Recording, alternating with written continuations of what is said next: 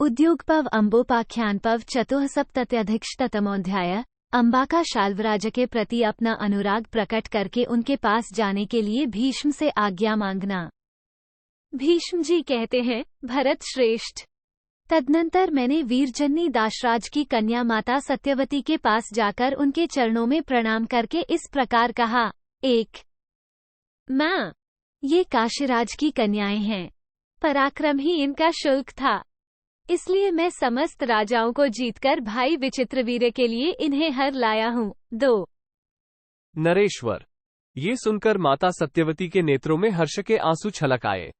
उन्होंने मेरा मस्तक सूंघकर प्रसन्नतापूर्वक कहा, बेटा, बड़े सौभाग्य की बात है कि तुम विजयी हुए। 3 सत्यवती की अनुमति से जब विवाह का कार्य उपस्थित हुआ, तब काशीराज की ज्येष्ठ पुत्री अम्बा ने कुछ लज्जित होकर मुझसे कहा। 4 भीष्म, तुम धर्म के ज्ञाता और संपूर्ण शास्त्रों के ज्ञान में निपुण हो।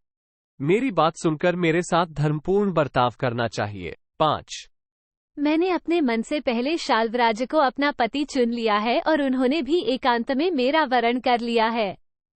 ये पहले की बात है जो मेरे पिता को भी ज्ञात नहीं है। 6 भीष्म, मैं दूसरे की कामना करने वाली राजकन्या हूँ। तुम विशेषतः कुरुवंशी होकर राजधर्म का उल्लंघन करके मुझे अपने घर में कैसे रखोगे?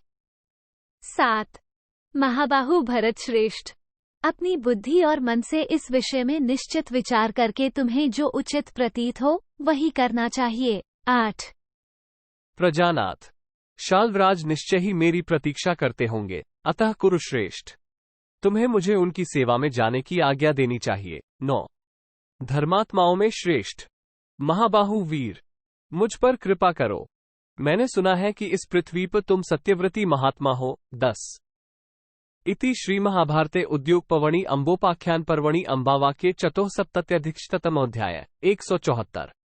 इस प्रकार श्री महाभारत उद्योग पर्व के अंतर्गत अम्बोपाख्यान पर्व में अम्बावाक्य विषयक 174वां अध्याय पूरा हुआ। 174।